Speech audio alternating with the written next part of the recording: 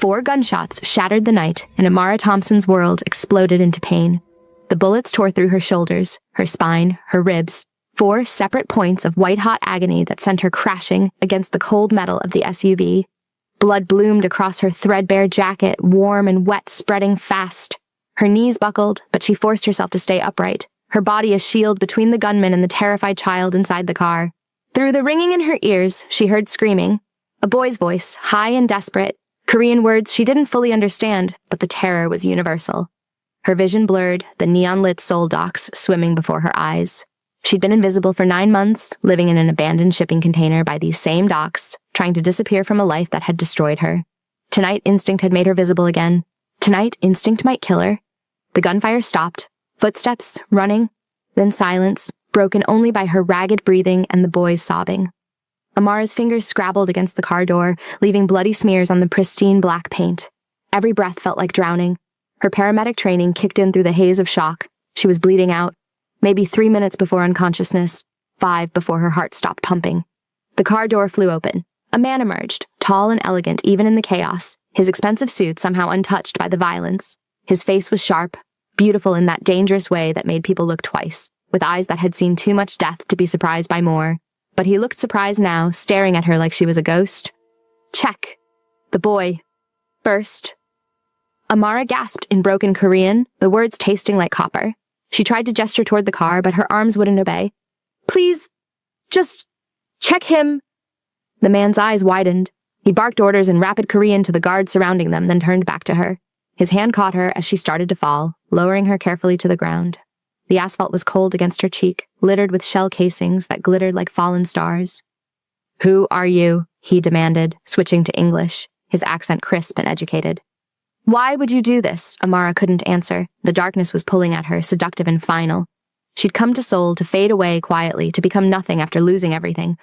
But dying like this, saving a child she didn't know, felt right, in a way nothing had felt right in 2 years. Stay with me, the man commanded, his voice cutting through the fog. You don't get to die, not after this. Do you understand? You saved my son. You don't get to die. His son. The words barely registered, before consciousness slipped away entirely, leaving only the ghost of his voice echoing in the darkness. Welcome to Afro-Korean Story Hub. Hey everyone, please tell us where you're watching from in the comments and don't forget to subscribe to the channel. Your support makes all the difference for us to keep creating these emotional stories. Amara woke to the sound of machines beeping and voices arguing in Korean. Her body felt distant, wrapped in cotton and clouds. The pain reduced to a dull throb that pulsed in time with her heartbeat. She tried to move and couldn't, tried to speak and managed only a weak groan. She's awake, someone said in English. A woman's voice, clinical and calm. Vitals are stabilizing. Footsteps approached. Amara forced her eyes open, blinking against fluorescent lights that seemed impossibly bright. The room swam into focus, pristine white walls, medical equipment that looked expensive enough to buy a house, floor-to-ceiling windows showing a view of the Han River glittering in the morning sun. This wasn't a hospital. Hospitals didn't look like luxury hotel suites. Miss Thompson. The man from last night materialized beside her bed, still wearing that immaculate suit, though his tie was loosened and exhaustion shadowed his eyes. Up close, he was even more striking. Sharp cheekbones, perfectly styled black hair with just a touch of silver at the temples, and those eyes that seemed to see straight through her. I'm Kang Min-jae. You saved my son's life. Amara's throat was too dry to speak.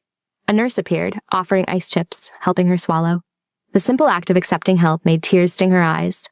It had been so long since anyone had cared whether she lived or died. Where? She managed. A private clinic in Cheongdam-dong. You've been unconscious for 3 days. Dr. Yoon operated for 7 hours. You had 4 bullets lodged in your body, 2 in your shoulders, 1 that grazed your spine, 1 that cracked a rib. You should be paralyzed or dead.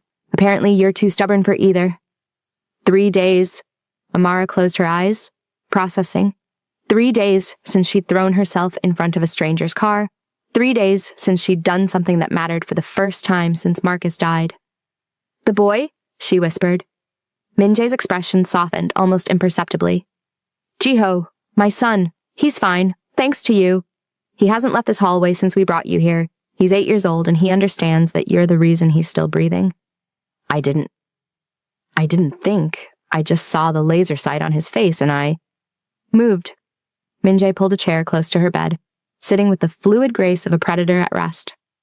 That's what makes it remarkable. Everyone in my world calculates risk versus reward, cost versus benefit. You calculated nothing. You just moved. Who are you? Amara asked, though she was starting to suspect. The private clinic, the guards she could see through the doorway, the way everyone deferred to this man. She wasn't stupid.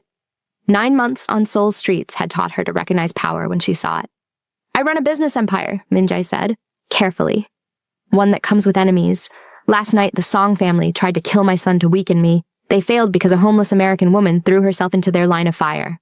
He leaned forward, his gaze intense. Why were you at the docks? I lived there, in a shipping container near Pier 7. The words came easier now, though shame colored them. I've been in Seoul for 9 months, trying to disappear. You did a poor job of it. Despite everything, Amara almost laughed. Yeah, apparently. Dr. Yoon found scars during surgery, old ones, burns, cuts, trauma that predates last night by years, and this. Minjae held up a laminated card, worn at the edges. Her expired EMT certification, the photo showing a younger version of herself, with bright eyes and hope still intact. You were a paramedic. Amara turned her face away, tears sliding down her temples. Was. Past tense. I haven't been that person in 2 years. What happened? Does it matter? It matters to me. You saved my son. I don't like owing debts I don't understand. The machines beeped their steady rhythm. Outside, Seoul hummed with life, cars and voices and the relentless forward motion of a city that never stopped. Amara had thought she could hide in that motion, become just another invisible soul drowning in the current. But invisibility was gone now, shattered by 4 bullets and 1 instinctive choice. His name was Marcus, she said quietly.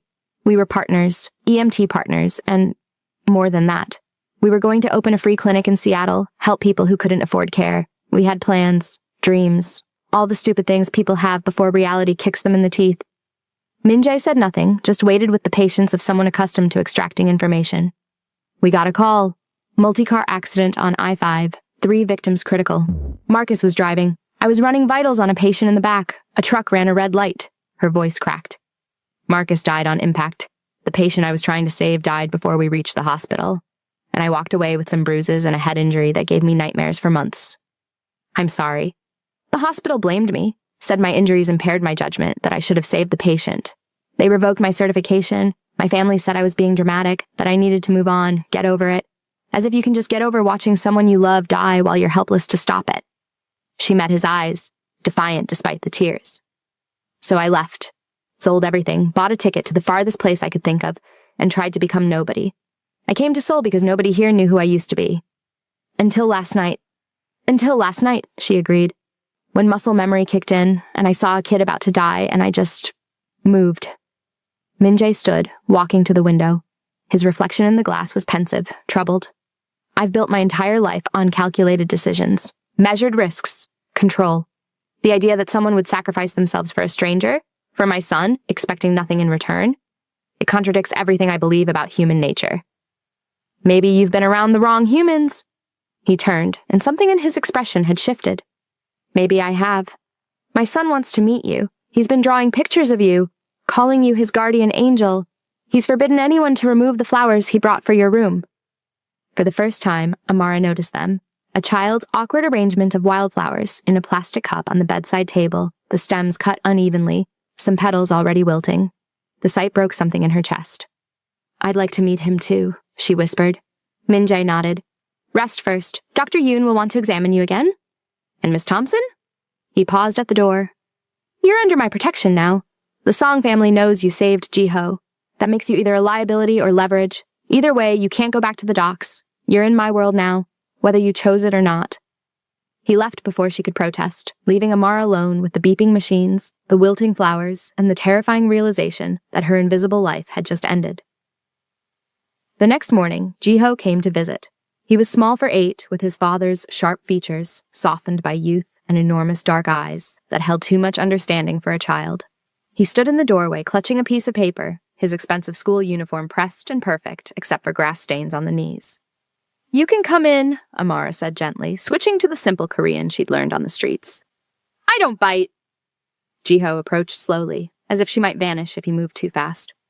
When he reached the bedside, He held out the paper with both hands, formal as a courtier presenting tribute. The drawing showed a woman with dark skin and wild hair throwing herself in front of a car, stick figures with guns in the background, and a small boy safe inside. Across the top, in careful English letters, "My hero." "It's beautiful," Amara said, her voice thick. "Thank you, Ji-ho." "You're really okay?" he asked in English, his accent adorable. "Appa said you were hurt very bad. He said you might not wake up." "I'm okay. It takes more than a few bullets to stop me." "Why did you do it?" The question was simple, but the weight behind it was enormous. "You didn't know me. You didn't know Appa. Why did you save me?" Amara struggled to sit up, wincing as her wounds protested. "Come here. Sit with me." She patted the bed beside her. Ji-ho climbed up carefully, settling against the pillows like a small bird. "I saved you because you're a person, and people matter. It doesn't matter if I knew you or not. You were in danger, and I could help, so I did." "But you got hurt." "Yes, but you're alive. That's what matters." Ji-ho was quiet for a long moment, his small hand finding hers. His fingers were warm, soft, unmarked by violence or hardship. A child's hand. "Everyone here does things because they want something from Appa, or because they're scared of him. You're the first person who did something just because you cared." The simple truth of it hit Amara like a physical blow. This child, raised in a world of transactions and fear, had been given something he'd never experienced before. Unconditional protection. No wonder he looked at her like she'd hung the moon. "Your father seems like a good man," Amara offered carefully. "He is. He loves me very much. But his world is complicated." Ji-ho's voice dropped to a whisper. "People die sometimes. I'm not supposed to know, but I do. That's why we have so many guards. That's why Iyama, my mother, left. She couldn't live with being scared all the time." "That must be hard for you." "It's just how things are. But you—" Ji-ho looked up at her, eyes shining. "You weren't scared.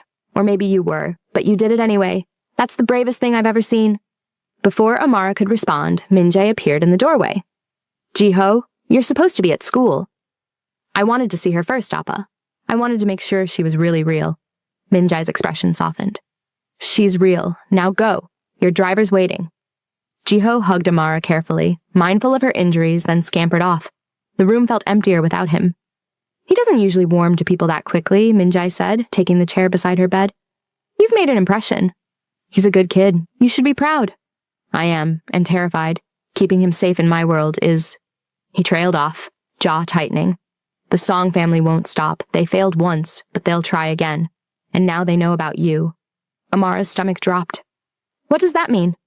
"It means you're a target. Either they'll try to kill you to eliminate a witness, or they'll try to use you against me. Either way, you can't leave here. I have people watching your old container. Someone set it on fire last night. If you'd been there, I'd be dead." Amara closed her eyes, reality crashing down.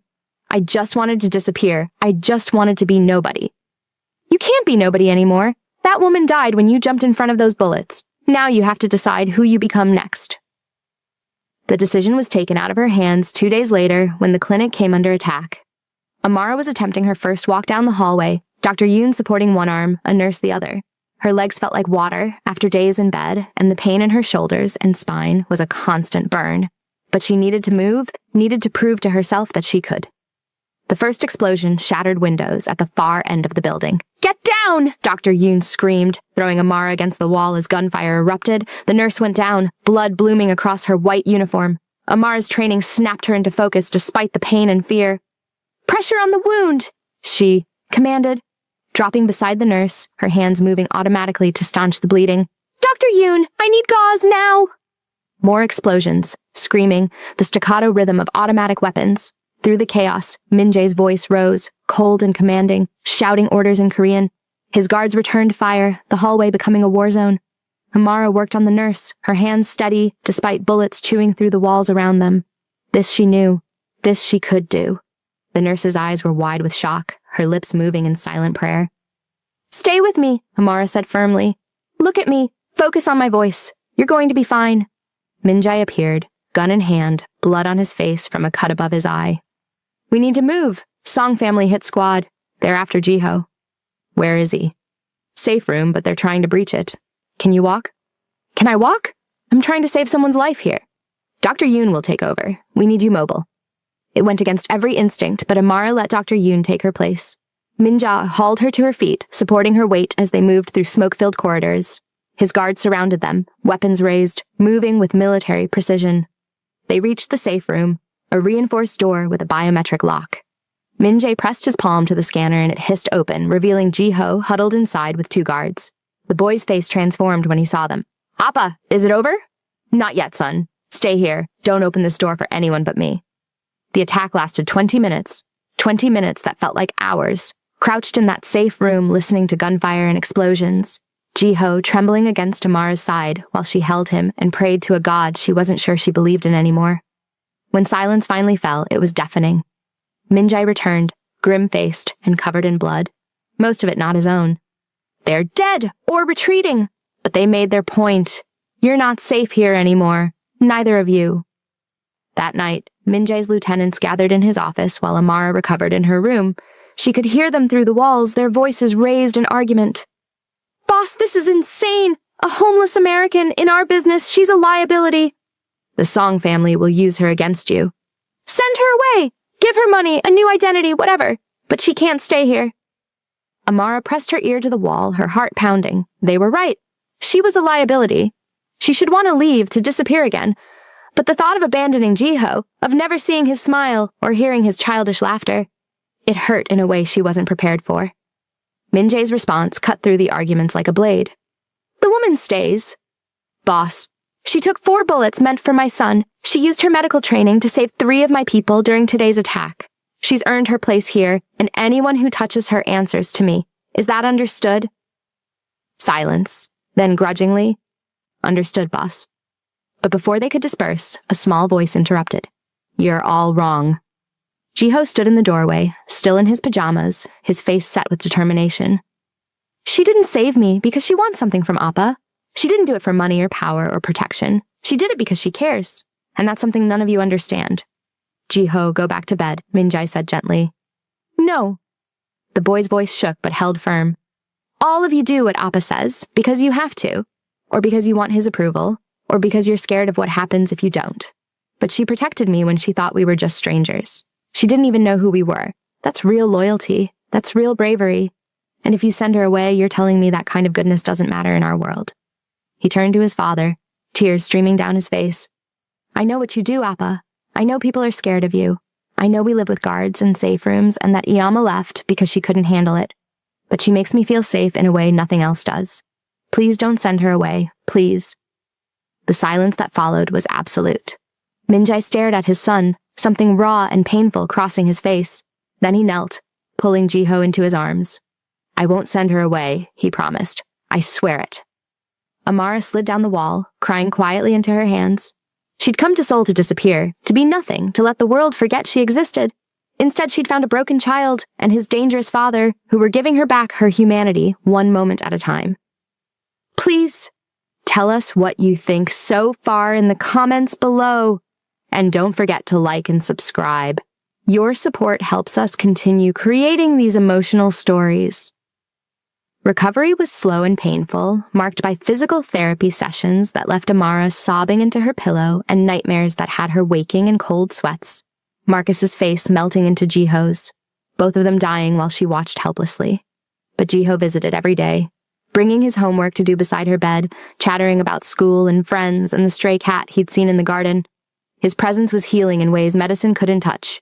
Min-jae came too, though his visits were different. Quieter, more contemplative. They talked about everything and nothing, philosophy, literature, the nature of power and responsibility. He told her about building his empire from his father's crumbling legacy, about the choices he'd made and the prices he'd paid. She told him about Marcus, about the dreams they'd shared, about the crushing weight of survivor's guilt. "Why me?" she asked one evening, as they sat watching the sunset paint the Han River gold. "Why am I alive when he's not? When your patient is not? What made me special enough to survive?" "Nothing," Min-jae said, and the honesty was almost cruel. "Nothing made you special. Survival is random. But what you do with that, survival, that's where choice comes in. You can waste it, or you can make it mean something." "Is that what you do? Make your survival mean something?" He was quiet for a long moment. "I protect what's mine. My son, my people, my empire. I do terrible things to ensure terrible things don't happen to them. That's the bargain I've made with the universe. Does it work? Until 3 nights ago, I thought it did. Then you showed me something I'd forgotten exists. Protection without transaction. Sacrifice without calculation. You make me question everything I've built my life on, Amara. That's terrifying. Good, she said softly. You should be terrified. Your world needs questioning. He turned to her then, and the intensity in his eyes stole her breath. What would you have me do? Walk away? Abandon my responsibilities? Let the wolves circle my son? No, but maybe remember that not everything has to be bought or sold. Some things just are. Some things matter because they matter, not because they're useful. Like you. Like me, she agreed. I'm not useful to you, Minjai. I'm a liability, a target, a complication you don't need. But I matter to Jiho, and apparently I matter to you, and that has to be enough. He reached across the space between them, his hand finding hers. His grip was warm, strong, and for a moment Amara let herself imagine a different world where this man wasn't a criminal and she wasn't a broken refugee from her own life. A world where they were just 2 people watching the sunset together. But that world didn't exist. This one did. Messy and dangerous and impossibly complicated. And somehow she was starting to think that might be okay. 3 weeks after the first attack, the Song family struck again. This time they didn't come to the clinic, they came to the school. Amara was with Dr. Yoon when Minjai's phone rang. She saw his face drain of color, saw his hands shake as he listened, saw the raw terror that no amount of control could hide. Jiho's school is under lockdown, he said, his voice hollow. Gunmen. They're demanding I surrender myself, or they start killing children. No, the word tore from Amara's throat. No, you can't. What choice do I have? They'll kill him. They'll kill all of them. Then we go together, all of us, your guards, your people. We end this now? Minji stared at her like she'd grown a second head. You can barely walk. You're not healed. This isn't your fight. The hell it isn't! Amara struggled to her feet, ignoring her screaming muscles. That boy is as much mine as he is yours. I took 4 bullets for him. You think I'm going to sit here while someone threatens him again? You're insane. Yeah, probably, but I'm also the only person in this room who's died and come back once already. I'm not afraid of doing it again if it means Jiho lives. Something broke in Minjai's expression, the carefully maintained control shattering to reveal the terrified father underneath. I can't lose him. He's all I have. He's everything. Then let's make sure you don't. Amara grabbed his arm, her grip fierce despite her weakness. But we do this smart. No surrendering, no negotiating with terrorists. We go in there and we get our boy back. The assault on the school was surgical and brutal. Minjai's forces surrounded the building while Amara, against all medical advice and common sense, went in with the first wave. Her body protested every step, but adrenaline and sheer stubborn will kept her moving. They found Jiho in his classroom, huddled under a desk with 3 other children while a gunman paced nearby. The moment Amara saw him, alive, terrified but unharmed, something fierce and primal roared to life in her chest. This was her child, not by blood, maybe not even by choice, but by the bond forged in blood and bullets and desperate protection. Hers. The gunman never saw her coming. Years of EMT work had taught her anatomy, where to strike to incapacitate quickly. She hit him in the throat, then the knee, then grabbed his weapon as he fell. It was over in seconds. Jiho, she called softly. It's me, you're safe. The boy's head emerged from under the desk, his face streaked with tears. You came. Of course I came. Did you think I wouldn't? He flew into her arms, nearly knocking her over. She held him tight, ignoring the screaming pain in her shoulders, breathing in his little boy smell of sweat and fear and playground dirt. I knew you would, he whispered against her neck. I told them you would. My guardian angel. Minjai found them there, still clinging to each other, surrounded by his guards who had secured the building. His eyes met Amara's over his son's head, and in that moment something unspoken but profound passed between them. We're a family now, that look said. Broken and strange and held together by blood and bullets, but a family nonetheless. That night, after Jiho had finally fallen asleep in his own bed and the adrenaline had worn off, leaving only pain and exhaustion, Minjai found Amara on the terrace of his penthouse. She was staring out at Seoul's glittering skyline, a blanket wrapped around her shoulders against the autumn chill. You should be resting, he said, joining her at the railing. Couldn't sleep. Too many thoughts. Same. He was quiet for a moment then. The Song family leadership is dead. My people made sure of it. There will be retaliation from other factions. Alliances will shift, but for now we're safe. Jiho is safe. For now. For now, he agreed. That's all any of us ever have. Amara turned to face him fully. I can't stay here, Minjai. He froze. What? I can't stay in your world. I'm not built for this. The violence, the constant threat, living in fear. I survived today on adrenaline and desperation, but I can't do it every day. I can't be the person who shoots first and asks questions later. That's not who I am. Then who are you? His voice was raw, angry. Because from where I'm standing, you're the woman who saved my son twice, who charged into a hostage situation barely able to walk, who holds my family together by sheer force of will. That's who you are. No. Tears streamed down her face. That's who I had to become, but it's not who I want to be. I want to heal people, Minjai. I want to help them, not hurt them. I want a life where I'm not waiting for the next attack, the next crisis. I want to be invisible again, but in a good way. Anonymous. Normal.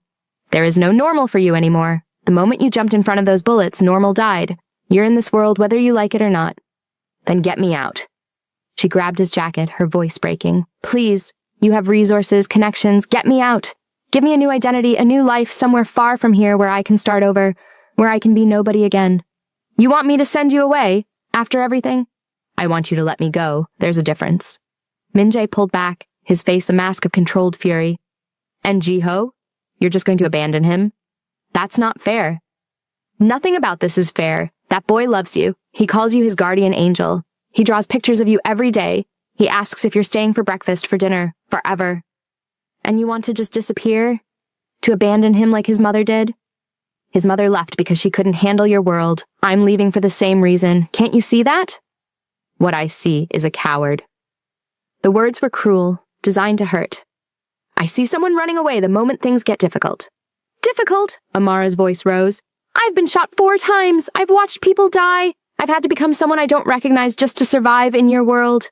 That's not difficult, Minjai. That's impossible. And I'm not strong enough. I'm sorry, but I'm just not. They stood there, breathing hard. The space between them charged with anger and hurt and something else. Something that felt dangerously close to heartbreak.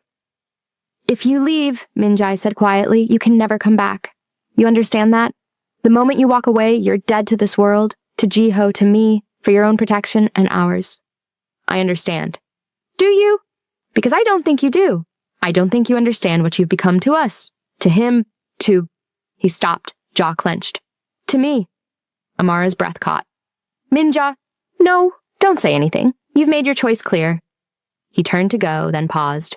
I'll arrange everything. New identity, new life. Somewhere safe. You'll disappear properly this time. Completely. And we'll all pretend that these weeks never happened, that you never saved my son, that you never made me believe in something beyond transactions and fear. Minjai, please! But he was gone, leaving Amara alone on the terrace with the weight of her choice crushing her chest. The next 3 days passed in a blur of preparation. Minjai's people worked with frightening efficiency, creating a complete identity for Sarah Mitchell, American expat, community health worker, clean history, legitimate credentials. They found her an apartment in Yosu, a small coastal city 6 hours south of Seoul, far from gang territory and violence. They arranged a job at a free clinic, got her a work visa, even furnished the apartment and stocked the refrigerator. Minjai himself was conspicuously absent. His lieutenants handled everything, their faces carefully neutral when they looked at her. She was being erased from this world systematically, professionally, completely. Jiho didn't understand. Why are you leaving? He asked for the 100th time, sitting on her bed while she packed the few belongings that would accompany Sarah Mitchell into her new life. Did I do something wrong? No, sweetheart, no. Amara sat beside him, pulling him close. You did everything right. You're perfect. But this world, your father's world, it's not mine. I don't belong here. You belong with me. I wish it were that simple. It is that simple. His voice cracked, tears flowing freely. You saved me twice. You're supposed to stay. That's how it works in stories. The hero saves the prince, and they live happily ever after. Real life isn't a story, Jiho. Sometimes the hero has to walk away so the prince can grow up safe and strong. I don't want to be safe. I want you. The words broke her heart. She held him while he cried, memorizing the weight of him in her arms, the sound of his breathing, the way his hair stuck up in the back no matter how many times it was combed. I'm going to give you something, she said finally, pulling back to look at him. My EMT card, see? It has my real name. Amara Thompson. That was who I used to be before I came to Seoul, before I met you. If you ever need to find me, if something terrible happens and you have nowhere else to go, you find Amara Thompson, promise me. I promise. He clutched the card like a lifeline. But you could just stay, then I wouldn't have to find you. I know, but I can't. I'm sorry. On the last night, Min-jae finally came to see her. He stood in the doorway of her room, hands in his pockets, looking more uncertain than she'd ever seen him. The dangerous crime boss was gone, replaced by just a man facing loss. Everything's ready, he said. We leave at dawn. 6-hour drive to Yeosu. I'll take you myself. You don't have to. I do. This is my gift to you, Amara. Your freedom. I'm going to make sure you get it properly this time. They stared at each other across the room, the air thick with things unsaid. I'm sorry, Amara whispered. I'm sorry I'm not strong enough to stay. I'm sorry I'm breaking Jiho's heart. I'm sorry I'm... Don't! Min-jae crossed the room in 3 strides, his hand cupping her face with surprising gentleness. Don't apologize for saving yourself. I've spent my whole life in this world, building walls and weapons and an empire of fear. You spent 3 weeks here, and it nearly destroyed you. That doesn't make you weak. That makes you human. You're human, too. Am I? His laugh was bitter. Sometimes I wonder. I've killed people, Amara. Ordered deaths. Watched men beg for mercy and shown them none. I've built my life on violence and control. You're right to leave. You're right to want something better. But Jiho will survive. Children are resilient. He'll be angry for a while, sad for longer, but he'll survive. And maybe... Min-jae's voice dropped to barely a whisper. Maybe it's better this way. Better he loses you now than watches this world corrupt you until you become something you hate. Amara's tears came hot and fast. I don't want to leave him. I don't want to leave you. But I can't breathe here. Every morning I wake up wondering if today's the day someone tries to kill us again. I can't live like that. I can't. I know. He pulled her close, and she let herself sink into his embrace, breathing in his expensive cologne mixed with something uniquely him, power and danger, and underneath it all, a loneliness that matched her own. In another life, maybe we could have been different people. Maybe I could have been the kind of man who takes you to dinner instead of hiding you in safe rooms. Maybe you could have been the kind of woman who stays. In another life, she agreed, her voice muffled against his chest. But not this one. They stood like that for a long time, holding each other like drowning people clutching debris in a storm. When they finally pulled apart, both had tears on their faces. Dawn, Min-jae said hoarsely. I'll drive you to your new life, and then we never see each other again. That's the price of your freedom, Amara. Complete separation, no contact, no looking back. You become Sarah Mitchell, and Amara Thompson ceases to exist, for your protection and ours. I understand. Do you? He wiped his eyes roughly. Because once you drive away tomorrow, that's it. You can't change your mind, you can't come back. Even if you wanted to, even if you regretted it, it would be too dangerous. My enemies would use you. Your presence would endanger Jiho. So you need to be absolutely certain. Amara thought of Marcus, of the dreams they'd shared that died with him. She thought of the past 2 years, drifting through her grief like a ghost, trying to fade into nothing. She thought of Jiho's drawings and his laughter and the way he called her his guardian angel. She thought of Min-jae's rare smiles and their late-night conversations and the way he looked at her like she was something precious and terrifying all at once. Then she thought of the gunfire, the blood, the constant fear. She thought of the person she'd had to become just to survive, harder, colder, capable of violence she'd never imagined. She thought of her hands, trained, to heal, wrapped around a gun. I'm certain, she said, and hoped it was true. The drive to Yeosu started in darkness and silence. Min-jae drove a simple black sedan, no guards, no convoy, just the two of them and the empty highway stretching south. Dawn broke slowly, painting the sky in shades of pink and gold, revealing a Korea Amara had never seen. Rolling hills covered in autumn colors, small villages clustered around rice paddies, the gradual transition from urban sprawl to rural beauty. Tell me about Yeosu, she said finally, breaking the heavy quiet. Min-jae's hands tightened on the steering wheel. Coastal city, population about 300,000, known for seafood and beaches. Your apartment overlooks the harbor. The clinic is a 10-minute walk. You'll be treating mostly elderly patients and fishing families. Simple work, honest work. Sounds perfect. It should be. I made sure of it. He glanced at her, his expression unreadable. Sarah Mitchell has a complete history. 2 years working in rural hospitals in America, decided she wanted international experience, chose Korea for its healthcare system. Everything checks out. You even have references from doctors who think they remember you. You're very thorough. I have to be. One mistake and the Song family remnants or any of a dozen other organizations could find you. This isn't just about giving you a new life, Amara. It's about ensuring you survive to live it.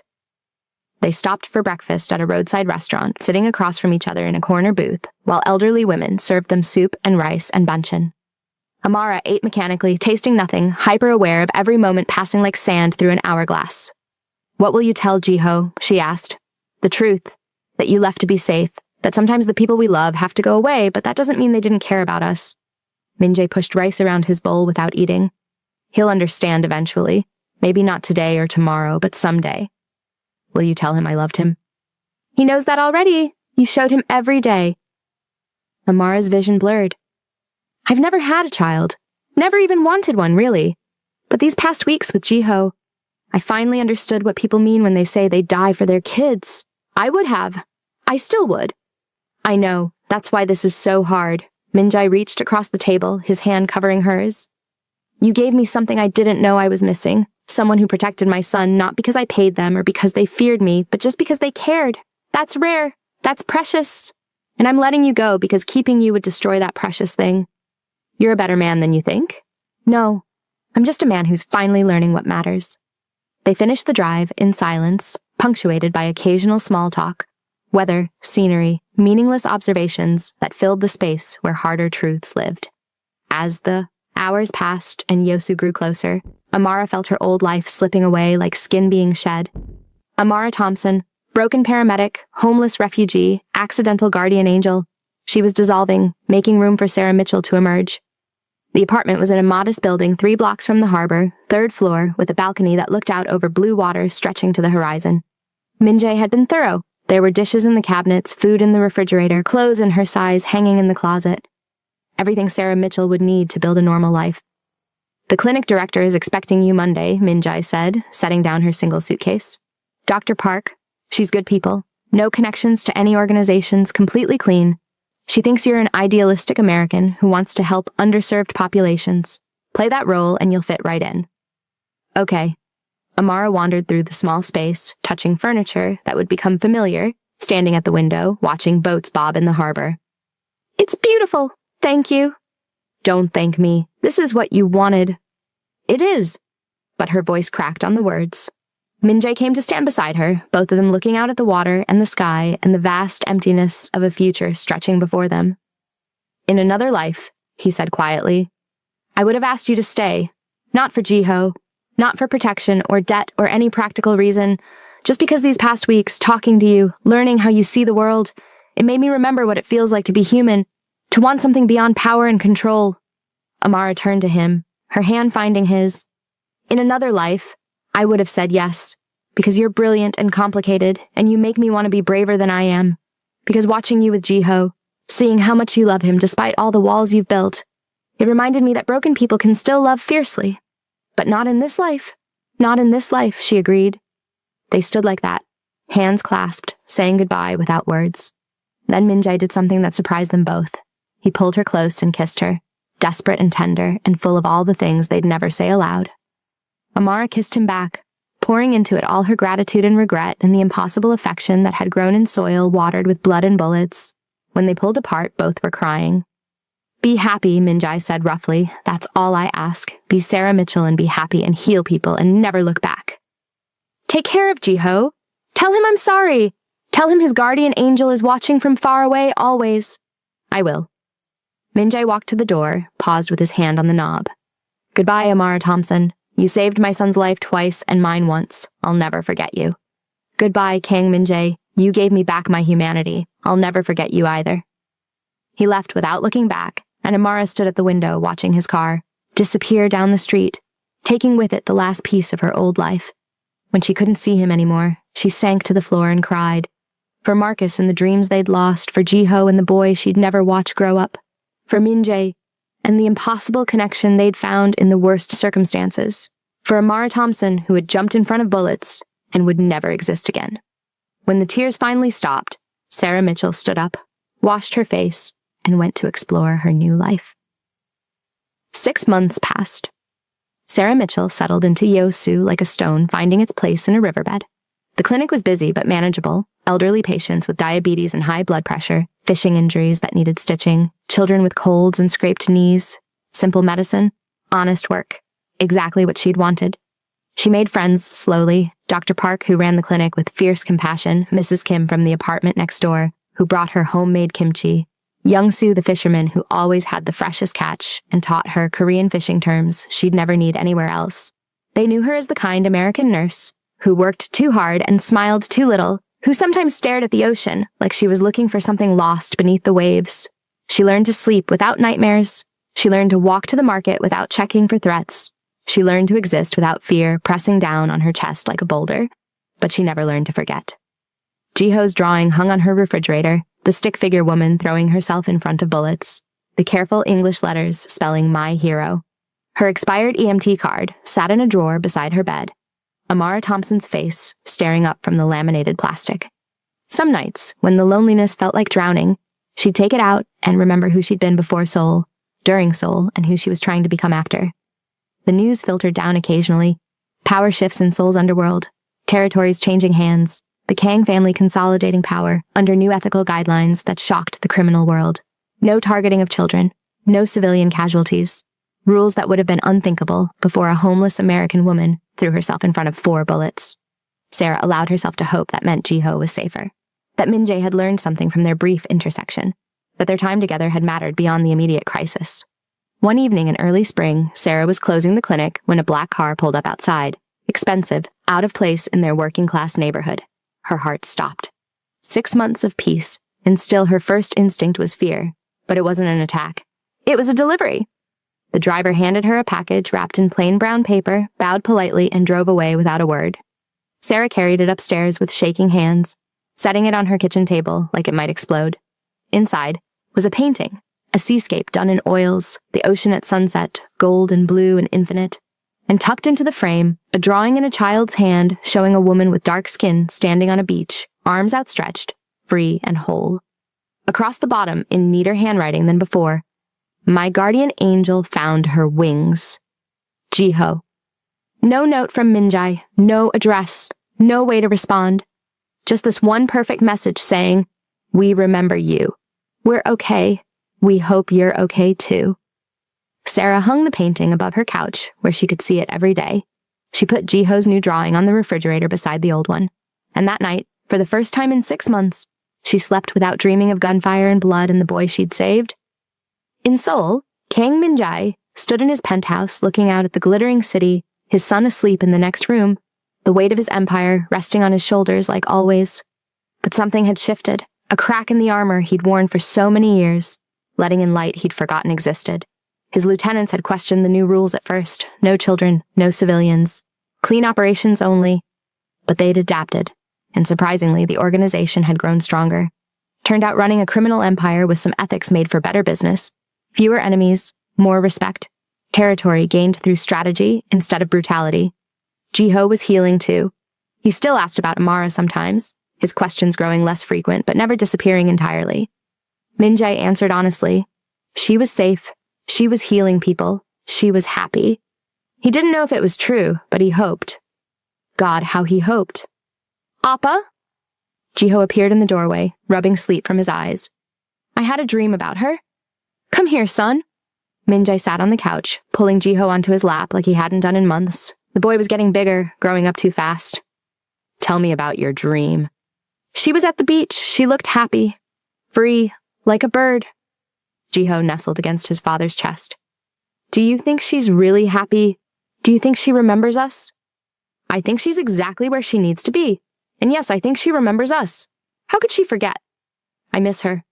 "I know. I miss her too. But you did the right thing, letting her go. That's what love is, right? Wanting someone to be happy even if it means you can't be with them?" Min-jae's throat tightened. When had his son become so wise? "Yes, that's exactly what love is." "Then I love her very much. And I love you too, Appa, for being brave enough to let her go. I love you too, son, more than anything in this world." They sat like that in the darkness, father and son, holding each other while the city glittered below, and somewhere 6 hours south, a woman who had saved them both lived a life of quiet freedom.